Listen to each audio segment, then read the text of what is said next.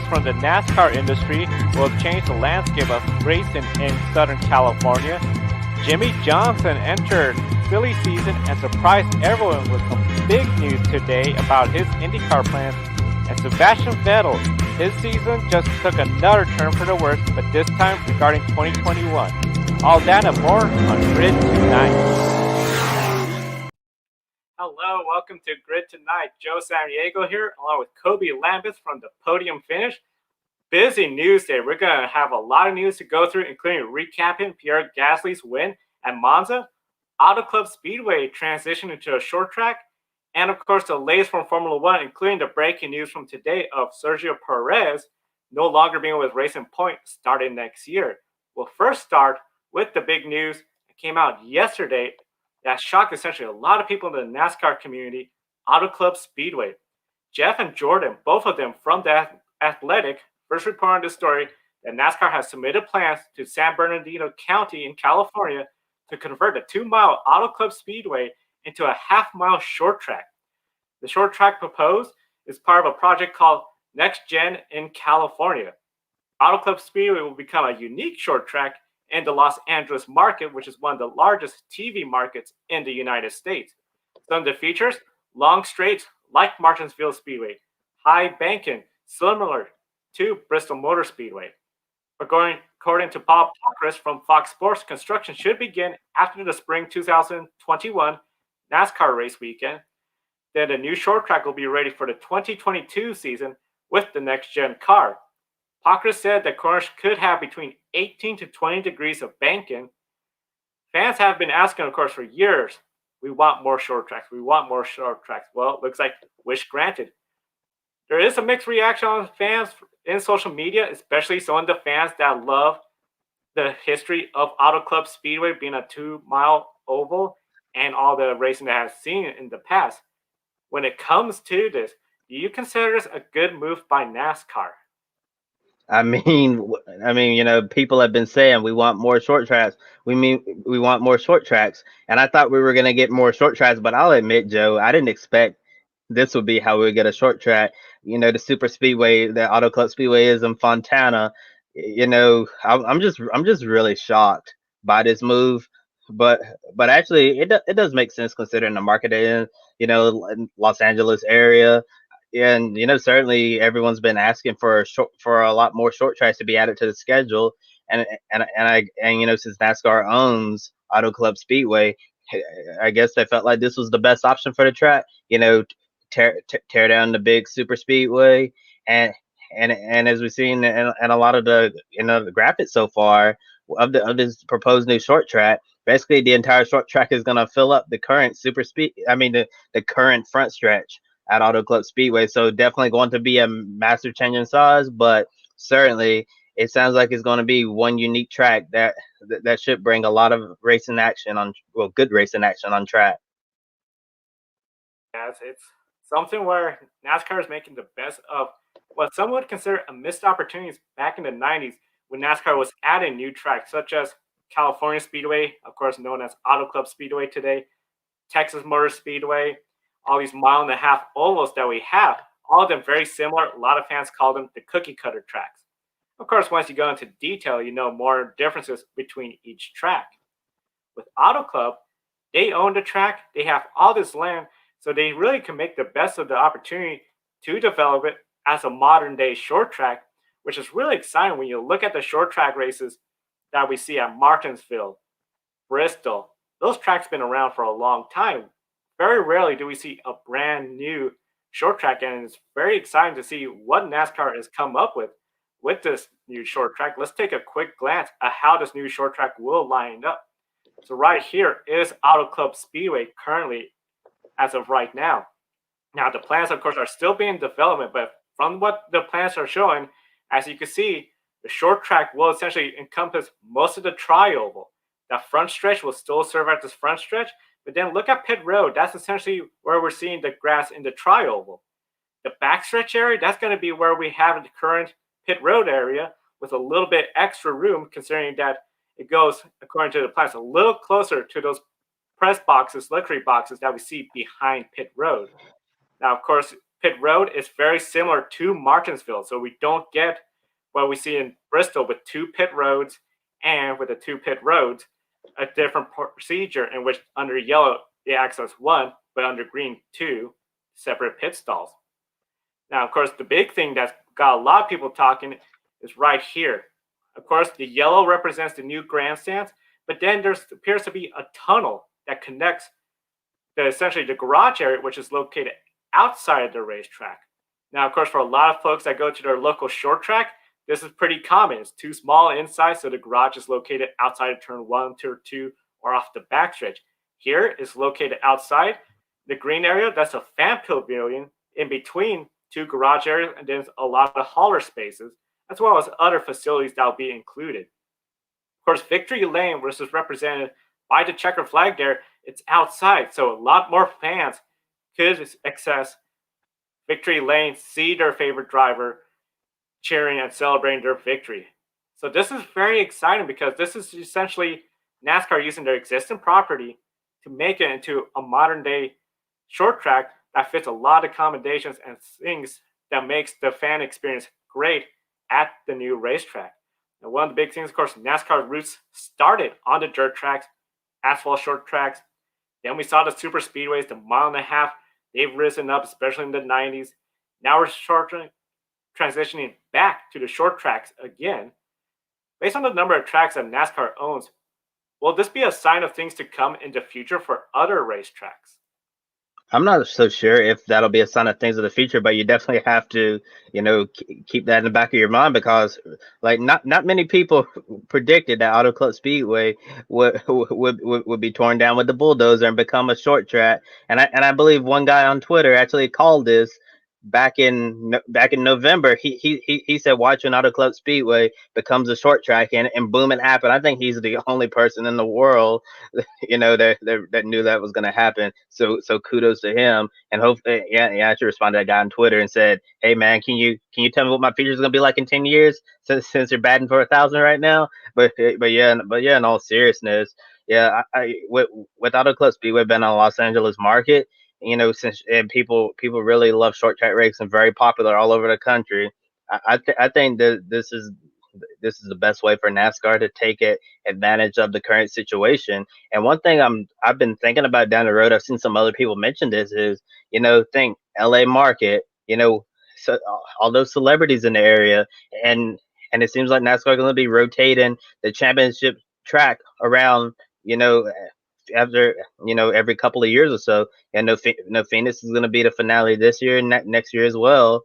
But starting 2022 and years down the road, who knows what's the finale track going to be? And I'm thinking with this Auto Club short track, and it looks like it's going to be quite the bull ring in Los Angeles area. Just maybe, could we see the Auto Club short track become the championship finale?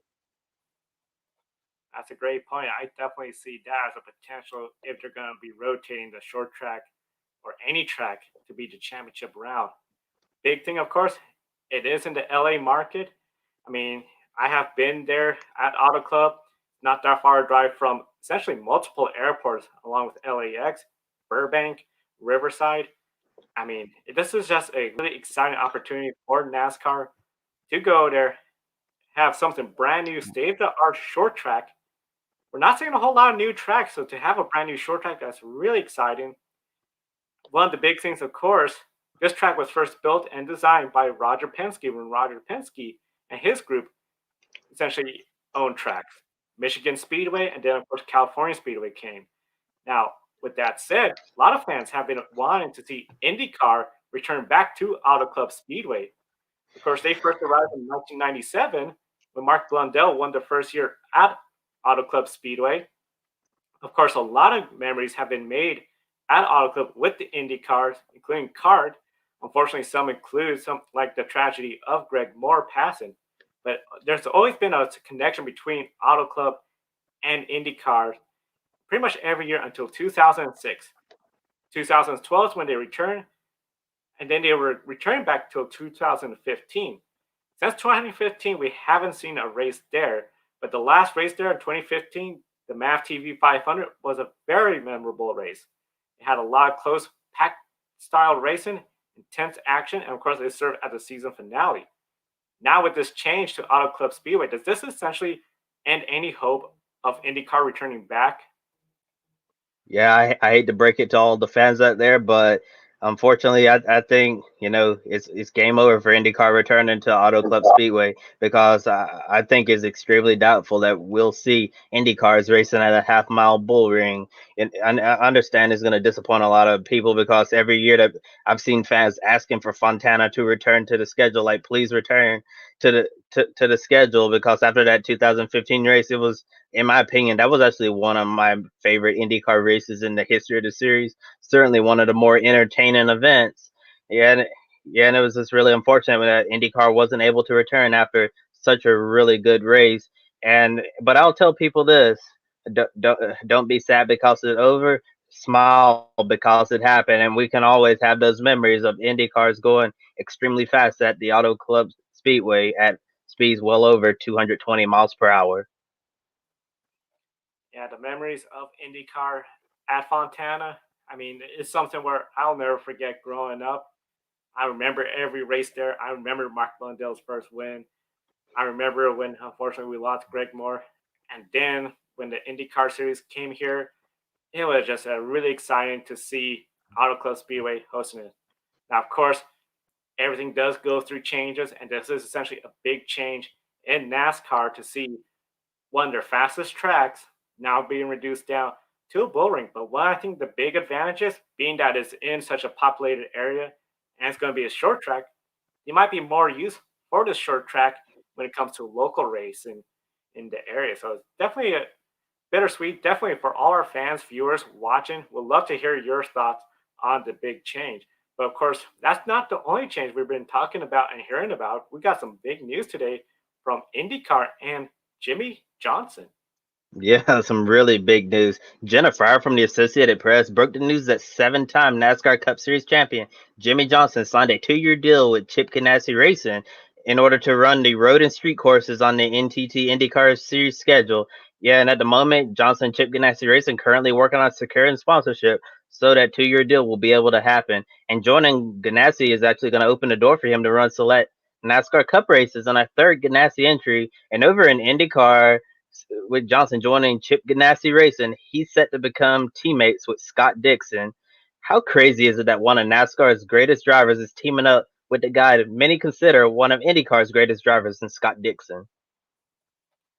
That's something else for Chip Ganassi to say. You have one of the best, if not the best, IndyCar driver of this generation. And by the way, I got the best NASCAR driver in this era. Wow, that is a star-studded team. I feel really confident they're going to find sponsorship deals for Jimmy Johnson. They might even find sponsors willing to sponsor an entire season for him to do the ovals. I know one of the big things he's talked about just doing the road courses. That's really exciting, especially assuming everything goes back to normal-ish here. We'll see Jimmy Johnson at Portland International Raceway with the Indy cars. That's super exciting. Jimmy Johnson racing at St. Pete's if Coda comes back. All these phenomenal tracks to see him. And I think it's going to be really fun for the fans. And I just can't imagine the big draw this will pull to have Jimmy Johnson in the Indy cars. Yeah, you bring up a good point there. Jimmy Johnson being a big draw. As soon as this news had been announced, I saw a lot of NASCAR fans on my timeline saying that I'm gonna watch more IndyCar next. I'm gonna watch more IndyCar next year. And as we look at IndyCar right now, well, considering how their viewership is, I strongly feel like Jimmy Johnson will bring more eyes to IndyCar, just like when Fernando Alonso first came over here to run the Indianapolis 500 in 2017. Fernando Alonso brought a lot of new eyes over from Europe to IndyCar, and some of those people who watched Indy 500 because of Fernando Alonso started liking IndyCar, and I'm wondering if the same thing will happen with Jimmy Johnson. Jimmy Johnson comes over to IndyCar next 2 years.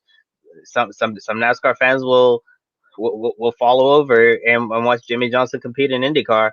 And going back to the point, Jimmy Johnson, Scott Dixon on the same team, that's really scary. Both drivers considered one of the greatest drivers of their discipline, and it's certainly gonna be interesting watching Jimmy Johnson learn the IndyCar over the next 2 years and seeing how close he can get to Scott Dixon because we know Scott Dixon is a tough teammate to match as we've seen in the past when we've been looking at Scott Dixon's other teammates over the years.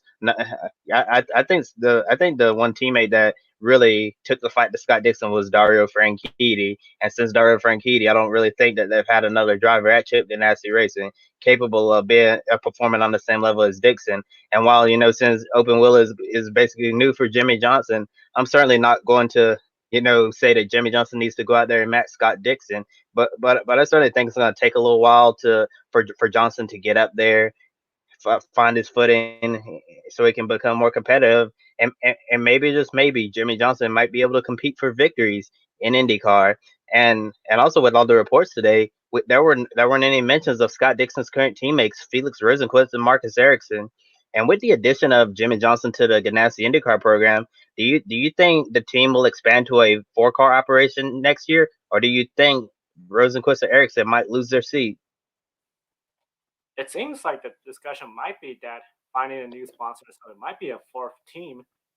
So it'll be really interesting to see what happens, of course, with everything going on with this pandemic. We're seeing how sponsorships deals are changing pretty rapidly, especially with everything going on. If the two drivers could currently keep their current sponsors, I know NTT Data, you might love to have Jimmy Johnson be essentially the face of NTT Data, their race car, and essentially IndyCar. That'll pull in a lot of folks. Can Felix Rosenqvist get another sponsors elsewhere?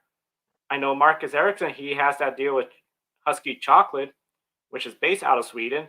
And of course, his countryman, Felix Rosenqvist, there's all sorts of potential. I think it'll be really exciting to see a fourth team. We'd love to see more cars on the grid. A lot of folks always just seem to enjoy a good, healthy count. And I think at the end, it's just going to be a matter of what's going to happen with sponsorships and what capacity Ganassi's looking at. Yeah, certainly sponsorship is key, but he's Jimmy Johnson. In the end, I don't think Jimmy Johnson's going to have any issue securing sponsorship. So I definitely believe that he will be driving a Ganassi IndyCar on the street courses and the road courses. And according to Jenna Fryer, Johnson is aiming to compete in 15 races next year, and he's open to completing his part time IndyCar schedule with some NASCAR and sports car races. And previously, Johnson has competed in the Rolex 24 at Daytona, and he's also expressed a desire to race in the twice around the clock French endurance class at the 24 Hours of Le Mans. And in the AP article, Johnson believes that the Southern 500 will be an easy race to sell because of the throwback weekend, along with road courses and super speedway races. To complete his 2021 schedule, which NASCAR and sports car races could you see him entering? I think when it comes to sports cars, especially the 24 hours of Le Mans will be a big one. And it's, of course, the 12 hours of Sebring.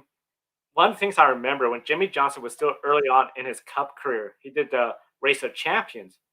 And he said how he really loved the idea of the era when the race car driver could just travel the world with his helmet bag, show up for a race, and go race. He always seems to have that drive. I know, of course, with NASCAR, the way the NASCAR Cup Series is, especially, rarely do you have the opportunity to have a contract that allows you to go drive other disciplines. Now that he's retiring and he's saying he wants to do IndyCars, he wants to do the 24 hours, he wants to do sports car. This is really allowing him to experience that opportunity that he had mentioned so long ago of traveling the world, going to these different events, and racing. And that's just something very exciting, especially for any racer. I think this has to be really exciting for the fans too, because now where's Jimmy Johnson going to race next? Besides NASCAR, we know he's going to be somewhere else, and that's a big win for the industry. Yes, certainly a big win indeed. And when I look at Jimmy Johnson, you brought up a really good point about driver, packing up your helmet and your gear, traveling the world, and wherever there's a race, I'm gonna put on my helmet, strap in, and go. I feel, that's how I used to be back in the old days, and I feel like the Jimmy Johnsons, the Fernando Alonso's of the world, people like that, with Jimmy, I feel like it could open the door up for other opportunities with drivers crossing over in the future. I understand that people are always saying, I want to see this driver who raced in this series go over there and compete in their series.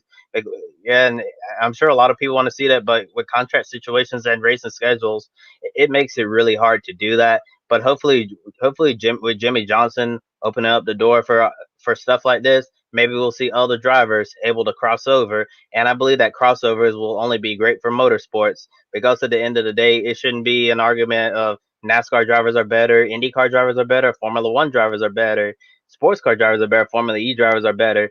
At the end of the day, we're all one, all of just a small part of the motorsports community, and we're a lot stronger when we share the when we share when every when we all come together. That's when motorsports is at its strongest. And and it seems like Jimmy Johnson has softened his stance on IndyCar oval racing in recent times. With all of the safety features have improved significantly, especially with the addition of the aero screen, and the aero screen's already proved to be a wonderful addition so far, especially thinking about two incidents that happened this year. Remember back at Iowa when Colton Herta's car started to go flying in the air. Without the aero screen, Colton Herta's car would have likely entered Rinus VK's cockpit and potentially injured him. Then we saw at the Indy 500, the last caution that ultimately ended the race when Spencer Pigot spun out and crashed really hard on the front stretch. If it wasn't for the aero screen, Spencer Pigot might have suffered a really nasty head injury or worse. So far, it looks like the aero screen is a great safety innovation, and and I have no idea how anyone could say that the aero screen is not good, especially after those two frightening accidents. And yeah, but we'll get back to oval racing in a second. Joe, I want you to make a prediction for me. How do you think Jimmy Johnson will perform in his maiden IndyCar season? I think he'll do good. When I say that, I do anticipate a couple top tens. It's going to be so weird to say Jimmy Johnson, a rookie. Of course, just seeing him in the IndyCar will be different. But for anyone that's been following him long enough, he's done the transition before off-road trucks, stock cars. I mean, to see him do this transition to Indy cars, I think some of his best tracks will be some of the natural road courses, like Barber Motorsport Park in Alabama. I see Portland International Raceway being a potential good spot for him. Mid Ohio, that's a really good track that I feel Johnson could excel. Those natural road courses, I feel like he could adapt to the car a lot better than the tight street courses that we'll have of Long Beach, California, Toronto, Canada. If he does do the ovals, especially since we do have the aero screen, I think he'll do really well in the ovals, especially Iowa Speedway. And of course, if he does decide to do the Indianapolis 500, which I believe there'll be a lot of sponsors willing to sponsor him for that effort, that's a race where I think he could easily be contending for top five and even the win. And that'd be huge. Imagine Jimmy Johnson winning the Indy 500. Yeah, and for me, I think Jimmy's going to be okay running in the IndyCar series. But however, I believe like any other driver, there is going to be a bit of growing pains. I think Jimmy's going to keep it clean for the most part. Run respectable lap times.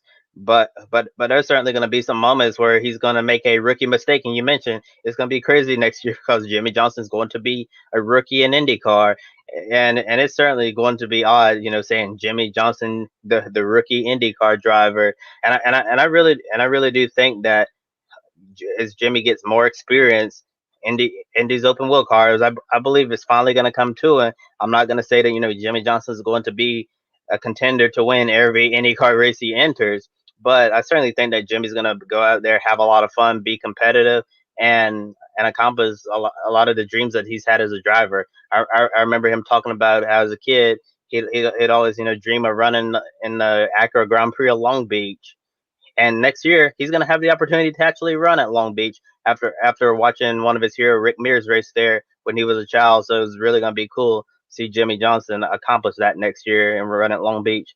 And Joe, I want a yes or no from you. In 2022, will Jimmy Johnson ultimately take a shot at the Indianapolis 500? I'm going to say yes. The sponsorships will make it happen.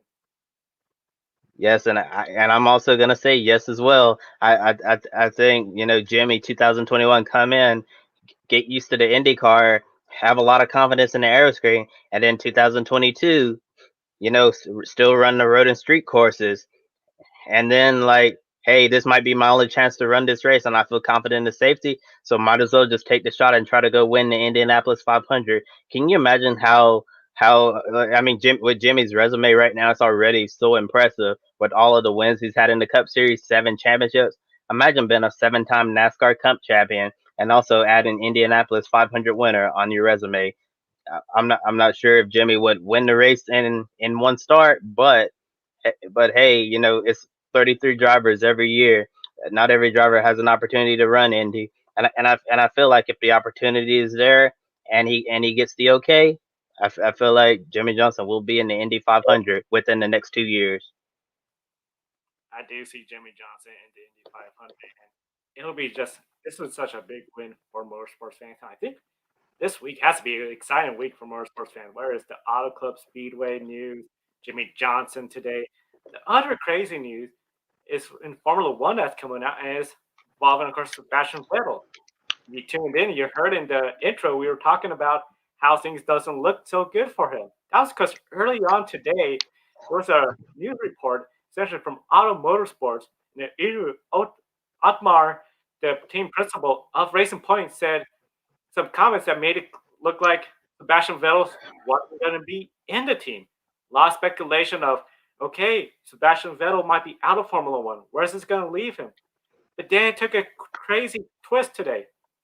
Sergio Perez on Twitter announced that he will be out of the Racing Point team at the end of the season. So this essentially makes it where a lot of folks are now starting to see this as the potential for Sebastian Vettel going in that seat. Kobe, do you see this as a case where now it's essentially prime for Sebastian Vettel to be in that what is now Racing Point, but essentially Aston Martin team tomorrow? I mean, next year.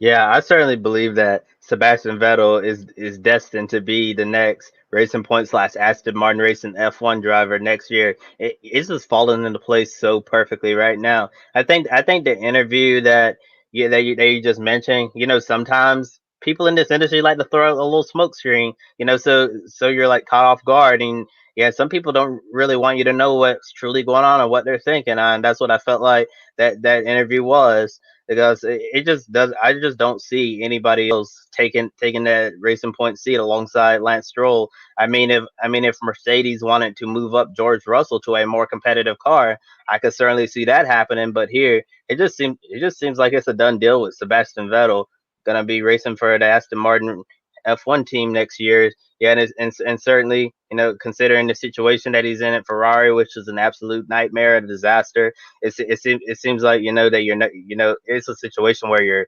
you're not coming back, but like, hey, I still gotta complete my tenure here. Yeah, Sebastian doesn't look like he's having any fun at all, and and honestly, looking at all everything he's accomplished in Formula One, it's actually really sad to see Sebastian Vettel in his current form. He's struggled, a lot in the past couple of years, but not to this level. Ferrari doesn't really have a competitive car right now. A lot of things are going wrong with within the team. So I feel like that going over to the Aston Martin F1 program next year, that could certainly be a fresh start for Vettel. A fresh start is something he really needs. A lot of people just are seeing this year as just being a nightmare. And I can only imagine when you're in a team, the end is coming, and it's been such a hectic year with the pandemic. It just seems to sometimes layer up all the negative energy. So for him, especially with this, I think it's just going to really start making it clear like Vettel is going to that team. I would be shocked if he's not going to that team next year. One of the things, of course, now this means where does Sergio Perez go? Is he going to consider Haas? Haas is not the fastest team out there. Would he go to maybe Alfa Romeo? I know there's been talks earlier that he was searching around. A lot of people are also wondering, could he potentially go to IndyCar? We know IndyCar has a good presence when it comes to Mexican fans. Had awards from Mexico. CART used to rate in Mexico City and Monterrey. Where do you see Sergio Perez going next year potentially? To be honest, I think it could be 50-50 with Sergio Perez. You mentioned that Sergio Perez has been linked to a seat at Alfa Romeo Racing, and both drivers at Alfa Romeo right now, the future's up in the air. We don't know if Kimi Raikkonen is going to be forced out or he's just going to retire, since Kimi's getting up there in age. And Antonio Giovinazzi's been, and, it's like he's on a short leash right now. Yeah, it doesn't seem like that Giovinazzi's going to be in Formula One much longer, considering how things are going. And then Haas F1, it seems like they could use an entirely fresh start with their driver lineup and just in general. So maybe Haas, blow everything up and start over. and plug in a driver like Sergio Perez, who's a seasoned veteran in Formula One, to try to build up that Haas program where they feel like it deserves to be another option in Formula One that I've thought about.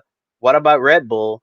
It seems like Alex Albon, things are not going well for him at all. In the last race, Italian Grand Prix was an absolute disaster for Albon, and Albon he seems to be struggling in the same way that Pierre Gasly did alongside Max Verstappen before he got demoted. And I'm not really sure what Alex Albon's future is going to hold in Formula One.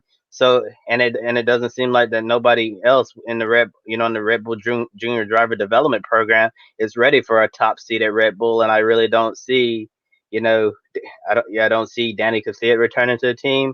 And at Red Bull, and I'd be surprised if they actually decided to promote Pierre Gasly back to Red Bull. So maybe Red Bull will plug in Sergio Perez alongside Max Verstappen, to just keep the peace within the team, because as we know, Max is going to be the number one driver at a team for a long time. And speaking about IndyCar, I mean, it's a possibility. Like, I've seen where Sergio Perez has spoken about IndyCar in a positive light. So it would not surprise me to see him come over here. And I remember when they asked him if he would do the Indy 500 someday, he said yeah, he would be interested in doing that. So certainly, if he's unable to secure a drive in Formula One, maybe IndyCar could be an option, because Sergio Perez is a funded driver, and IndyCar teams will be looking for funding. And I'm sure if he truly wanted to be in IndyCar, he'd be able to find a home on the grid. Yeah, he is definitely able to bring sponsorship money. I think he'll be a great fit for IndyCar. A lot of questions up in the air about Zach Feach seat next year. Could that be potentially a Sergio Perez seat next year? It's going to be really interesting to see what happens. And I think wherever he goes, whether it's Formula One or IndyCar, Sergio Perez is going to have a lot of fans following him. He is super popular with the fans over in Mexico. I know the thought of him in an IndyCar race with Pato O'Ward, I think will get a lot of interest, to where hopefully IndyCar does consider going to Mexico City or Monterey racetrack. And then just in general, having his name, especially if it's in an IndyCar, that would just be huge to get folks excited about. Yes, it would be really nice to see him in Formula One still, especially if he could help rebuild Haas. I think it's going to be really a question of, where do you see yourself in a couple of years? Do you still want to be seen as helping rebuilding a team? Or can you see yourself as being part of a winning team and even contending or a winner of someday the Indianapolis 500? Yes, and I have one last question for you, Joe, on this subject. I know I mentioned that maybe Sergio Perez could consider the Red Bull if they decide to drop Alex Albon, to keep the peace within the team, since Perez has been a veteran, and obviously so far with other drivers have been teammates with Max Verstappen. It hasn't worked out well so far. Do you think that Sergio Perez could be the perfect teammate to Max Verstappen if the Red Bull ride becomes available? Oh man, if it becomes available, he could be a good. The one thing I just wonder, dude, is with the sponsorships, would they really want to just see him being the number two driver? I know with currently with Racing Point, where he's been for quite some time, he was seen as an equal opportunities to win, get podiums. If he goes there, it will still be, I think, essentially easily Max's team, and he'll be the number two driver. I mean, it could be an option if he really wants to stay in Formula One. I could see him doing that.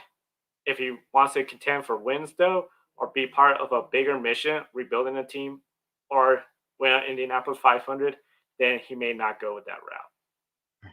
Yeah, definitely agree with you there. And speaking of going in different routes, Lewis Hamilton is the latest team owner to enter Extreme E. While Lewis will not be racing, he's delegating management of the team, and the team name is going to be X44. Extreme E is the new electric off-road racing series. What are your thoughts on how it is shaping up over there in Extreme E? Extreme E is looking to be really exciting. We got Chip Ganassi. He's already signed up. He has already two drivers, one of them, Sarah from Off Road Racing. That's going to get a lot of fans excited. Andretti Autosports, they're in it. DS Tachita, one of the best Formula E teams, they're looking at getting. And now to say Lewis Hamilton's in it. This is becoming a star studded lineup of team owners. And we haven't even talking about the drivers yet. I think it's going to be really exciting to see once the drivers start coming in, once they're being announced. And I'm super pumped about this new Extreme E challenge. Yeah, it's definitely going to be quite a championship to follow. And, Extreme E is racing in remote parts of the world, and and with Extreme E, it's not just like focus on the racing. It's about raising awareness of climate change and providing social and environmental support as well. And Formula E has brought a lot of awareness to climate change and sustainability. Is this a growing trend that we'll continue to see in more racing series? And Formula E is definitely at the front at leading this change in society. Definitely, we're going to be seeing a lot more serious embrace, especially, when it comes to race awareness about climate change. The electric cars of Formula E, for years now, they got hold their events in city centers, promoting sustainability, electric technologies. And look how that developed electric car technologies to where it is now. Extreme E, very similar, but now they're going to highlight remote places that are affected by climate change. They want to leave a legacy program so where every community that they are racing at, they leave something positive going forward. So definitely, this is just a really good way of using motorsports, not just as we're a series that crowns champions, provide great entertainment, but we want to do something positive for the communities, for countries that we race in. We want to make a positive legacy, not just in motorsports, but outside motorsports. And I do see more series eventually going that route. Yeah, Extreme Easy appears to be a series that's way bigger than motorsports within itself. Yeah, as race fans, everyone likes to be entertained by the on-track product, or in this case, the off-road product. But with Extreme E, it's not just about what's going on while they're racing. It's about the location and where they're at, and about bringing awareness to climate change and the environmental crisis that's going on in many places all over the world. And I feel like Formula E, I mean not Formula E, Extreme E will bring a lot of great awareness and attention to these issues, and a lot of racing fans out there who plan to watch Extreme E, maybe they weren't aware of some of the crises that are going on in the world, and that's the goal of Extreme E. Bring more attention to situations like this, because I think a lot of people aren't aware that a lot of places are in the world are in a lot of trouble, and if we keep living the way that we're living right now, a lot of these places won't be here as soon as maybe like 50 or so years or even sooner. Yeah, it brings a lot of awareness of what's going on globally. It's going to be really interesting to see, especially since a lot of races being remote places. They're definitely going to be relying on TV audience to follow the races. So it's definitely going to be really interesting to follow. We'll definitely be following all the news about Extreme E going forward. Now, one of the big things we weren't able to do a post race grid live Sunday, so we were able to recap the Southern 500. But of course, the Southern 500 did take place. Kevin Harvick did win the Southern 500. He is advanced to the second round. But the big story was, of course, when it came to the playoffs, Chase Elliott, Martin Truex Jr., both of them fighting for the lead, and then they got together, hit the outside wall. Truex had to hit pit road. He was out of it. Chase Elliott stayed out, but he started falling back. His car was damaged. Both of them, of course, took a big hit when it came to the playoffs. Who do you see this is going to hurt more in the long run, Martin Truex or Chase Elliott? To be honest, I don't really see this incident hurting neither Martin Truex Jr. or Chase Elliott. I think it's going to be what I like to call a small bump in the road, but ultimately, I don't see them getting put out around the 16. I think they're going to advance out of the round of 16 and go deeper in the playoffs. So I think this was just an unfortunate incident that happened, but in the long run, I believe that they're going to be perfectly fine. Overall, it seems both of them are pretty good, especially when it comes to the playoff standings. Let's take a quick glance at the playoff standings. Of course, Kevin Harvick advancing with his win. Denny Hamlin, he is 54 points ahead of the cutoff line. If he goes over 60 points after the second round race, he will be good. But so even if he doesn't win the next race at Richmond, if he has 60 points or more, he'll be good for the second round. Because of course, 60 points is the max you can score per race. Now the number in yellow is essentially the number indicated behind Kevin Harvick. So considering that the fact you can only score 60 points in a race, Look at Chase Elliott, Austin Dillon, and beyond. They're essentially a full race behind. So it's going to make it really challenging. You see how close everyone is to the cutoff line. Austin Dillon, had he won, he would have been locked in the next round. He's eighth place in the points. He's only 10 above the cut line. That's essentially 10 positions. So a win is so critical. Now, one of the big things, of course, everyone is trying to get in that top 12. Approaching the Richmond race, how does everyone feel, especially knowing that we're so close, the field, to that cutoff line? I think in Richmond, you have to try to go out there and get max stage points. Stage points are going to be really important as we get deeper into playoffs, especially if you're unable to win the race and lock yourself in. And also, you don't need to make any mistakes and get put a lap down, especially at a short track like this. If a green flag pit stops and you get caught speeding, you go like 2 or 3 laps down, and that's really going to ruin your night because a lot of other cars will go laps down as well, and you won't be guaranteed that you'll get the free pass and get back on the lead lap. So I feel like Richmond and then at Bristol need to go out there, try to get max points and limit the number of mistakes you make. Max points, and if you can, try to get that win. That win's going to be so beneficial, especially if you get it at Richmond. I know we talked about this in the past when Talladega was a cutoff race. Talladega being a cutoff race, super stressful. Bristol, we've seen so many times. Crash starts occurring, exiting turn two. By the time you get to turn four, you're caught up in somebody else's mess. So it's going to be really crazy for all these drivers in the next two races.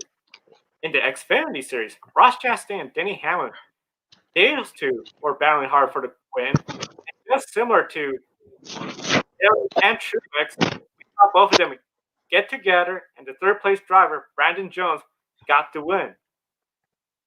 It was just an amazing finish. Jones was driving for Robert Huffman throwback paint scheme, honoring his career in the Goody Dash Series.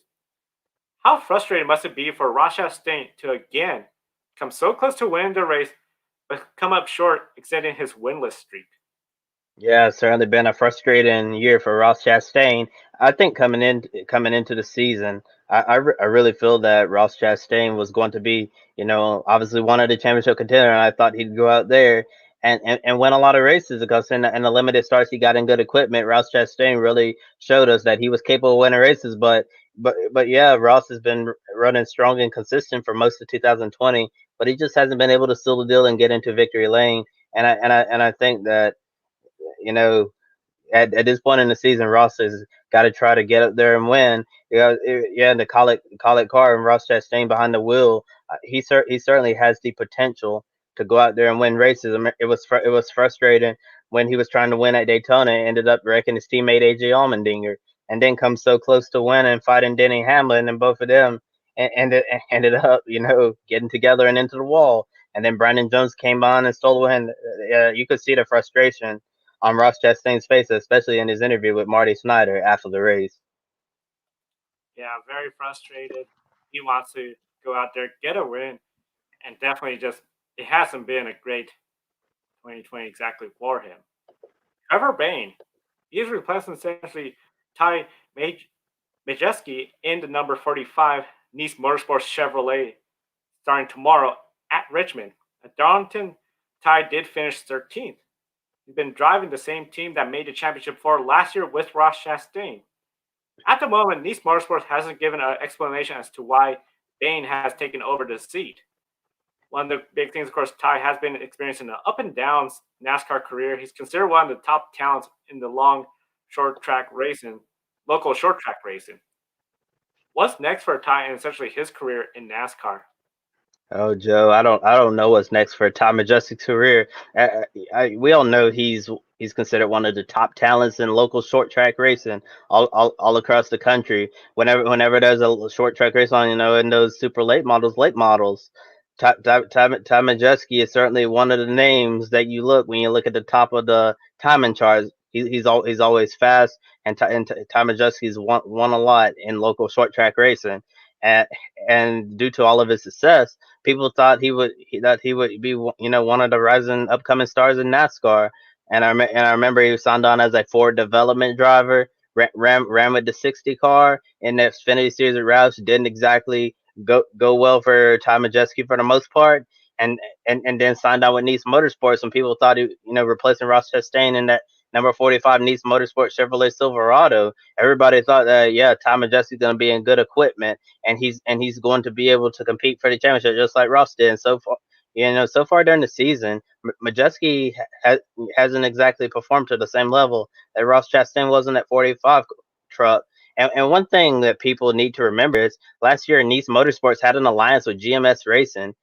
This year they don't have that GMS alliance anymore. So Nice is basically, doing it all on their own. They no longer have GMS Racing to lean on, and certainly that may be playing a factor.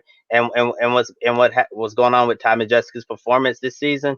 And yes, Nice Motorsports hasn't explained why why Trevor Baynes is going to be in the truck tomorrow night at Richmond. Yeah, we don't know if it's performance related with Ty Majeski based on how he's performing in that truck, and it could very well come down to sponsorship as well. So I mean, it could really be anything. And but Nice Motorsports hasn't gave an exact reason why Ty Majeski is out of the truck.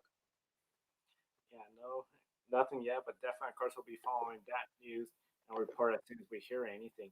One quick question from a viewer in the chat room: with Harvick when at Darlington, and his, of course, he has a big points lead, playoff point wise. Will he race conservatively until the field is reduced to 12?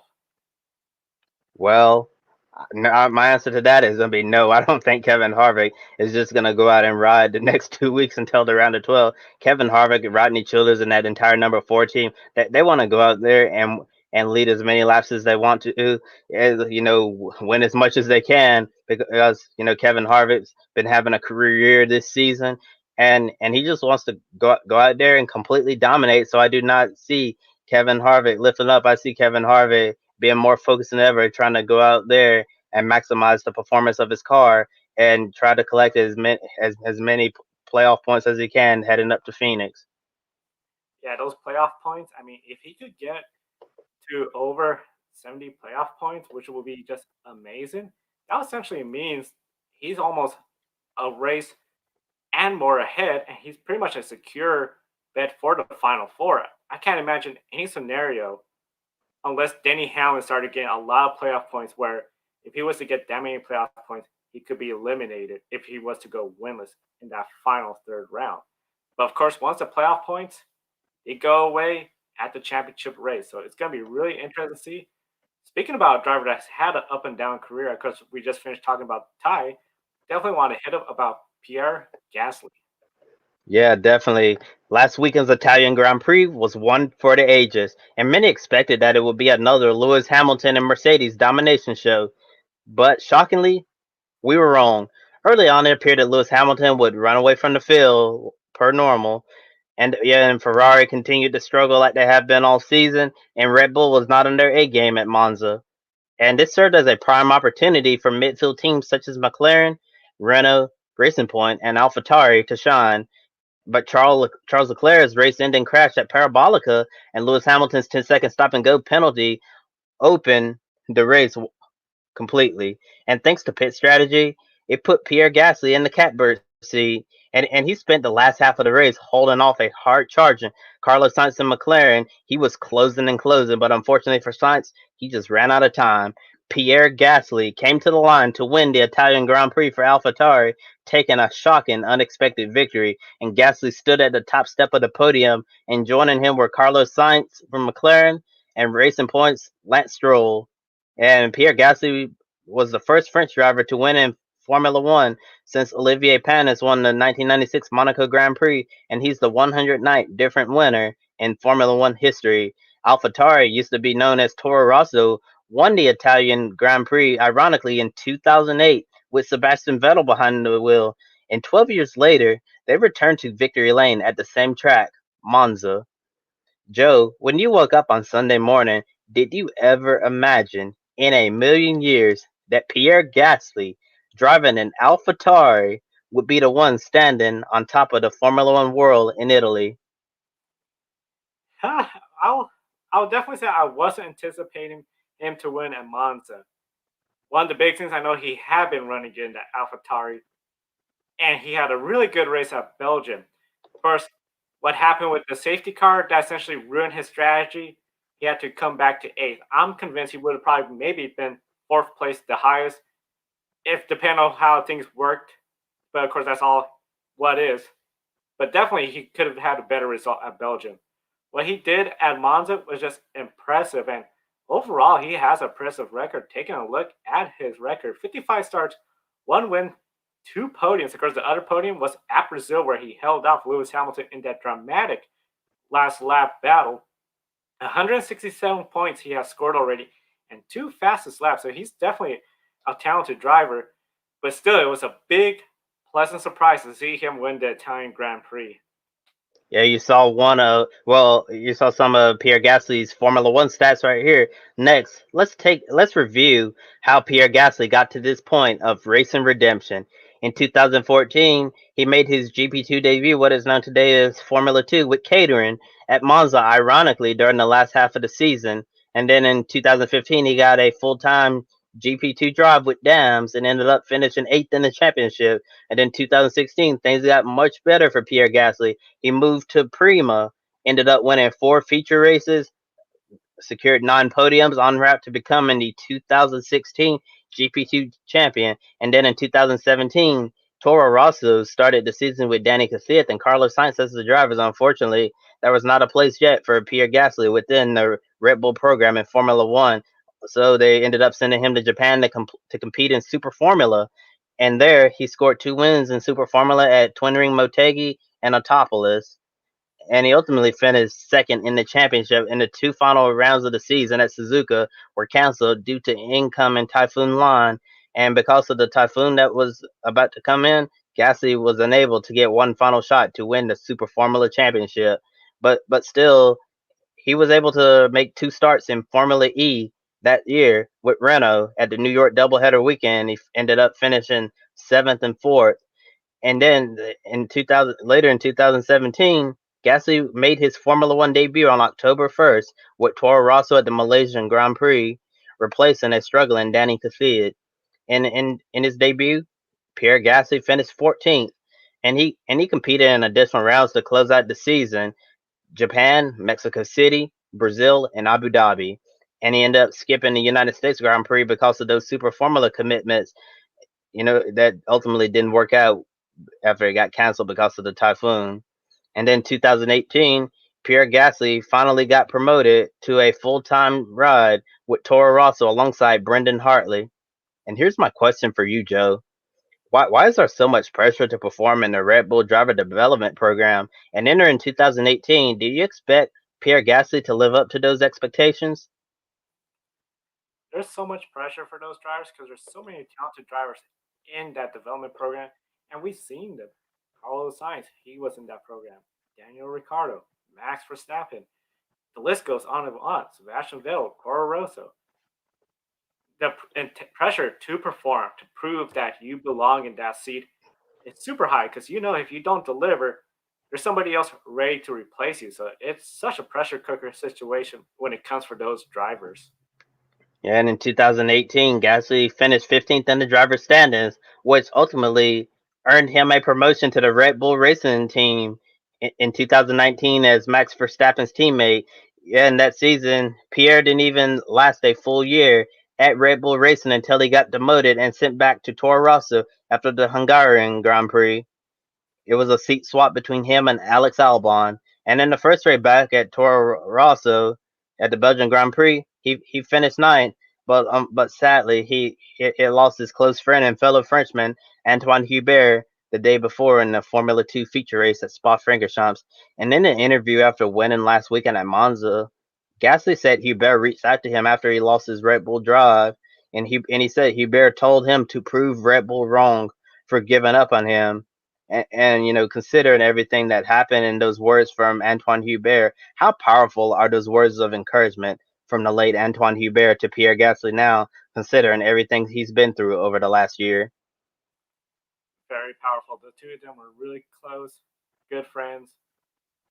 To have that, he sort of feels like, there has to be a mission. Like, I want to live up to what my buddy, my best friend told me. And definitely, I think, especially in that podium, that was probably going through his head. And that was a big moment. A lot of people will recognize the Formula One for years to come. Yeah, and during Gasly's Red Bull tenure, he raced for them 12 times and finished in the point 9 times out of 12. And he was compared to Max Verstappen, who was clearly and still is the number one driver in the team. And Verstappen outperformed Gasly. And Gasly's stats at Red Bull, in my opinion, weren't absolutely terrible, but obviously not good enough by Red Bull standards. And it seems like being Max Verstappen's teammate could be a bad thing for any driver in the second Red Bull entry. And right now, Alex Albon appears to be falling down the same unfortunate path as Pierre Gasly right now. You know, Verstappen is destroying him in the head-to-head battles, and Albon is just continuing to really struggle as his teammate. As long as Max Verstappen is the lead driver at Red Bull, do you think other drivers filling the seat alongside Max will get chewed up and spit out? It's very hard for any driver in Formula One, even MotoGP and other series. We see where there is one clear number one driver, and the cars develop around him. A very good example of that is in MotoGP currently. Without Marc Marquez, that Honda is not up front. Once Marc Marquez does return, you can anticipate the Honda to return to being up front. That's what's happening with Red Bull. They're putting so much into Max Verstappen's car that essentially you're going into a car designed for him, and you got to adjust your driving style. And that just makes it really hard for whoever the number two is. And this is not just a Max Verstappen problem. This is essentially all over where we do see a number one driver. It just in the case of Red Bull, Max Verstappen is very talented. You want to get the most out of him, and it just makes it where the other drivers who are just as talented, they earn their spot up there. Makes it harder when the car's not really designed around them. And going back to the main story from last weekend, in all honesty, nobody truly predicted a Pierre Gasly win at Monza. He shocked the entire world of motorsports. You know, it was what I like to call an upset victory, one of those Cinderella stories, a classic case of David beat Goliath. He won the GP2 title, backed it up with a strong show in the Super Formula. Renault thought so highly of him to have him run two Formula E races in New York, and he finally achieved that dream of becoming a Formula One driver. Got promoted to a top seat with Red Bull. At that point, Pierre Gasly was on top of the world, and shortly after that, it came crashing down when he got demoted to Toro Rosso. Then he ended up losing a really good friend in Antoine Hubert. And despite experiencing many ups and downs, like we all experience in life, Gasly kept grinding and never lost faith in himself. And many criticized his form at Red Bull, including myself, I must admit. and and I guess we all should have seen a first, like a first sign of things to come with that wacky Brazilian Grand Prix last year. Gasly finished second to old Red Bull teammate Max Verstappen when he was driving for the Toro Rosso team, which is now AlphaTauri.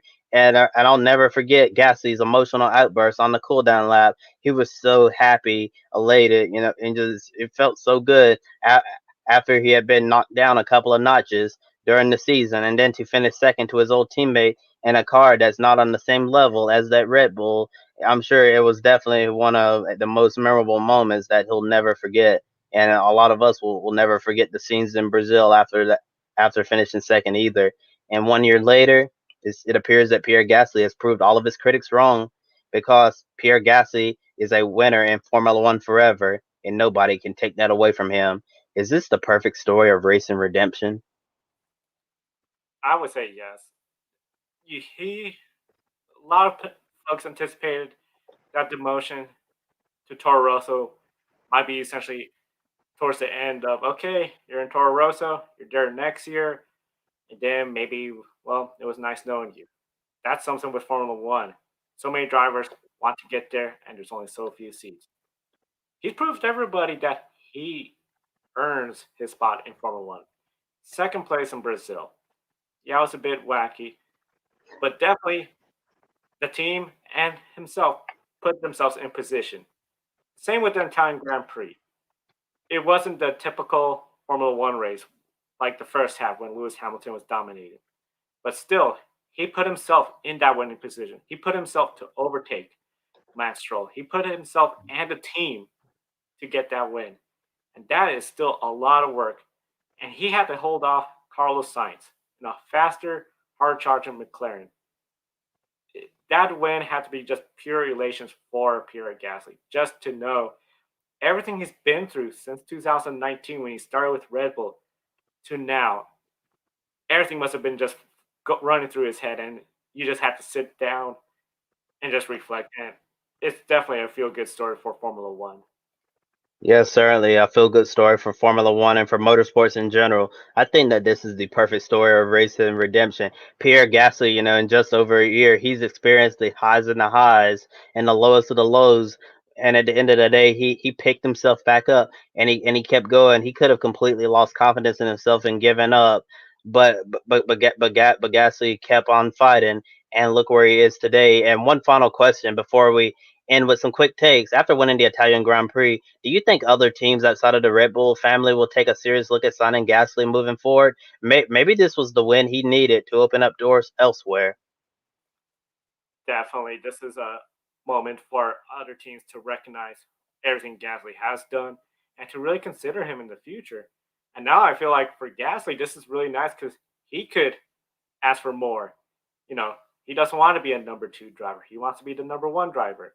More terms on his side in the contract. So I think this is definitely a big positive moment for his career, especially in Formula One, where it is really hard to have a contract, especially under your terms.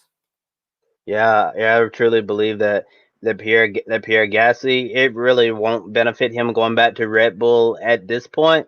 But I certainly think that maybe winning this race will open up the door outside of the Red Bull family. And I think as long as Gasly is in the Red Bull family right now, I don't really see him progressing in his career. I think he finally needs to break ties away from Red Bull and go elsewhere. I really think that Gasly is going to be able to grow from here, and maybe we'll see him in a competitive ride and show that Red Bull was wrong to give up on him initially. Now, time for Joe to begin our segment of quick takes. We start with the big news coming in regard to 24 Hours of Le Mans. Number 50, Richard Mille Racing is going to have an all female racing driver lineup. Tatiana Calderon, Flores, and Visser, all of them will be in 24 Hours Le Mans. We'll have two all female drivers lineup this year at Le Mans. The other one, of course, the Iron Lynx, the number 85 Ferrari 488 team. They're going to be competing in the GTE AM class. That will include Michelle, Manuela, and Rahel driving the cars over there. Two NASCAR Cup Series playoff drivers will be without their crew chiefs this weekend at Richmond.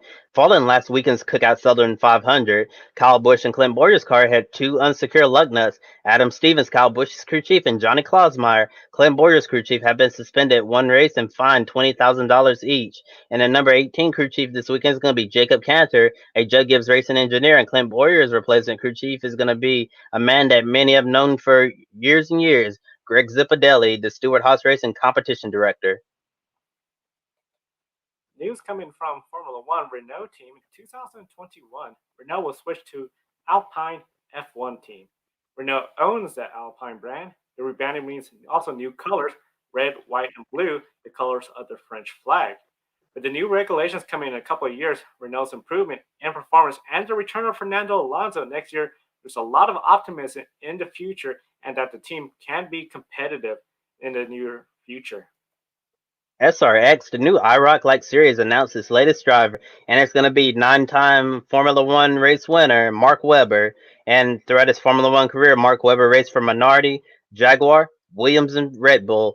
And Webber claimed 8 overall victories in LMP1 with Porsche in the FIA World Endurance Championship. And Webber is just the latest driver to join SRX, joining Tony Stewart, Helio Castroneves, Paul Tracy, Tony Kanaan, Bobby Labonte, and Willie T. Ribbs. When it comes to LMP3, they're going to be in the IMSA WeatherTech series. IMSA held their annual State of the Sport this afternoon, announcing some changes heading into the 2021 season. We'll share some of the highlights from today as well. LMP3 will join the WeatherTech Sports Car Championship as the fifth class, joining DPI, LMP2, GTLM, and GTD. Yes, GTLM will return next year. Many thought it would disappear and a new GT platform would emerge within GT3 specs. LMP3 will earn points in a 6-round championship, which will consist of Sebring, Mid-Ohio, Watkins Glen, Road America, and Road Atlanta. LMP3 will also be eligible in the 24 Hours of Le Mans. Sports Cars 365 reported that the first LMP entry for next season is Riley Motorsports. They'll be entering a Legier JSP32320 with drivers Dallin Murray and Jim Cox. Now let's take a look at next year's IMSA WeatherTech Sports Car Championship schedule. Here, right here, you can see I start off with the Roar Before the 24 is normal, then the Rolex 24 at the end of January, and then have a little break in there, and then just after middle of March have the Mobile 112 hours receiver, and then we head on to Long Beach, WeatherTech Raceway Laguna Seca, Mid Ohio Sports Car Course, Belle Isle. Still don't really know the date of that yet. And then sailing 6 hours of the Glen will return to the schedule after being absent this year. Also returning will be Canadian Tire Motorsports Park. We'll have Lime Rock Road America VIR, and then ending the season the Motul Petit Le Mans. So not a lot of changes with the IMSA calendar. It's going to look really similar to 2019. Unfortunately, this year with the pandemic, IMSA really had to revise a lot of their rounds. So as of right now, next season schedule is going to look more traditional. Their point system structure has seen an overhaul, starting with IMSA announced a new championship point structure to be introduced next year. Points will be 10 times more than the usual. Winning will earn you 350 points, second place 320 points, and third place will get 300 points. All the way down to 30th place in points in class will get a point.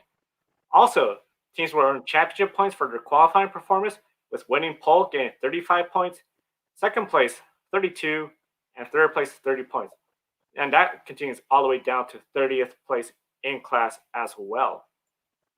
And we have an update to the qualifying format between LMP2, LMP3, and GTD cars. And for those cars, it's going to be broken down into two segments and split between two drivers. The first segment will see AM drivers start the session on a set of new tires in each car to set its starting position. And when the AM segment ends, there will be a mandatory driver and tire change. So the pro driver is going to get in. Pro ranked driver, based on the FIA driver ratings, and then the driver in the second segment will qualify for championship points, and they will also be on fresh tires. But here's the catch: the tires used in both qualifying segments must be used during the race, and all of the qualifying tires are going to be considered a part of each team's event tire allocation. A lot of IMSA news going on. Definitely for all our IMSA fans, be sure to subscribe, like to the Grid Network on YouTube. We'd love to keep informing you of all the news coming up to the rest of the 2020 season and 2021 season. We want to thank everyone for watching. One of the big things, of course, if you joined us early on, Grid Network, based in Oregon, we are still on the air, but we are following and monitoring the situation with the wildfires going on. So we do intend to be on the air tomorrow for Grid Girls, but we'll be following and posting everybody any updates on our Twitter page at Grid Rankin. I know, Kobe, we're just about out of time. Any last words before we go off the air? Well, not nothing in particular, but whoa, it's been a crazy news day. Ever since I woke up this morning, it's been news, and certainly been a lot to keep up with. But here at the Grid Network, we try to stay on top of things. Occasionally we miss things. It's okay. We're all human. But we're certainly going to be following a lot of these stories that we reported on today. Yeah, lots going on. Jimmy Johnson's going to be racing IndyCar next year. Sergio Perez is out at Racing Point. It looks like Sebastian Vettel is going to be taking his place next year. And then Auto Club Speedway going to a short track. Well, nobody saw that coming. So certainly, with all of the news in the motorsports community, it can give you a few surprises every now and then. And first and foremost, my thoughts and prayers go out to everyone on the West Coast right now dealing with the wildfires. I've seen a lot of the images and videos. It looks really, really heartbreaking, and hopefully this nightmare is going to end for all of the wonderful people out there. Definitely, I know we're thinking of all our neighbors here in Oregon as well. Definitely, we encourage everyone to stay safe and follow your local counties, sheriff departments, and emergency evacuation plans. Crazy day in the news. I mean, we started what's going to be a 30-minute program. This is the longest episode of Grid Tonight. So much news, and we do this for you, the viewers, the fans, because we want to be your number one news source. We thank you all for joining us. Please be sure to like and subscribe to our YouTube and visit our Patreon page. With your support, we can continue to grow. We're definitely looking forward to being at the track in 2021. For Kobe Lambeth at the podium finish, I'm Joe Samaniego. Thank you for watching and have a wonderful, safe evening.